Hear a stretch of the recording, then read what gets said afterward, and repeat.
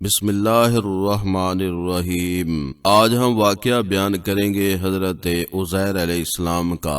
بعض تواریخ سے معلوم ہوتا ہے کہ بادشاہ بخت نصر کافر تھا اور مشرق سے مغرب تک اس کی بادشاہت تھی، اور اس کی قوم بنی اسرائیل پر غالب ہوئی اور شہر بیت المقدس کو خراب کیا اور بہت کچھ توڑ ڈالا، اور بنی اسرائیل کو اس نے کافی تعداد میں مقید کیا۔ جب اللہ تعالیٰ نے حضرت عزیر علیہ السلام کو ان کی طرف مبعوث فرمایا تو وہ کافی مدت کے بعد اس شہر کی طرف گئے، تو انہوں نے وہاں جا کر اس شہر کو خراب و ویران دیکھا، بہت ہی تعجب و تاسف کیا، اور پھر یہ دیکھ کر کہ اللہ تعالیٰ یہ شہر پھر کیوں کر آباد کرے گا، یہ بات وہ اپنے دل میں کہہ رہے تھے کہ اتنے میں خدا کے حکم سے وہیں ان کی جان قبض ہوئی۔ پھر 100 برس بعد اللہ تعالیٰ نے ان کو زندہ کیا، اور پھر انہوں نے اس شہر کو آباد دیکھا۔ چنانچہ اللہ تعالیٰ فرماتا ہے، یا مانند اس شخص کے کہ گزرا ایک شہر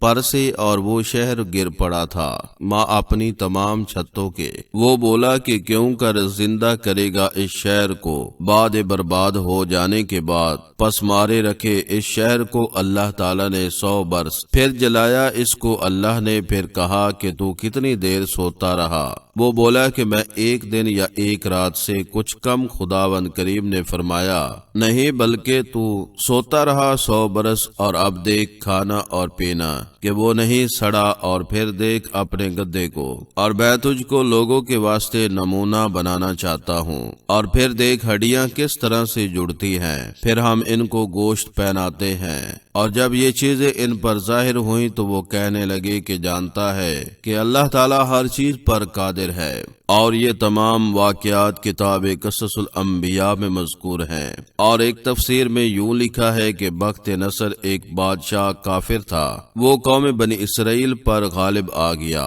اور اس نے شہر بیت المقدس کو خراب کر دیا اور تمام لوگوں کو قیدی بنا کر پکڑ لیا۔ اس کے بعد حضرت عزیر علیہ السلام کو اللہ تعالیٰ نے ان کی طرف مبعوث فرمایا، اور وہ بغرض تبلیغ اس شہر بیت المقدس سے گزرے تو اس کو دیکھا تو اتنا خوبصورت شہر کہ جس کو اس نے بری طرح خراب و برباد کر دیا۔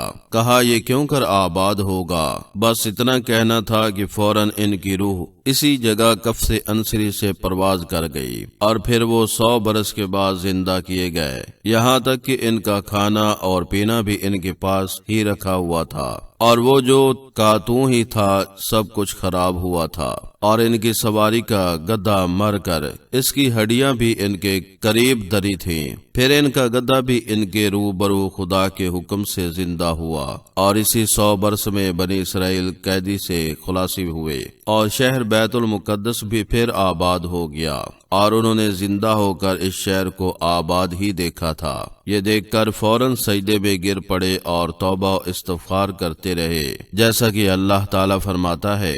پھر جب اس پر ظاہر ہوا تو بولے کہ میں جانتا ہوں کہ اللہ تعالیٰ ہر چیز پر قدرت رکھتا ہے، اور جو چاہتا ہے سو کرتا ہے، اس کے کام کوئی روکنے والا نہیں، اور میں اس واقعہ کو اسی پر اکتفا کرتا ہوں۔ Thanks for watching video.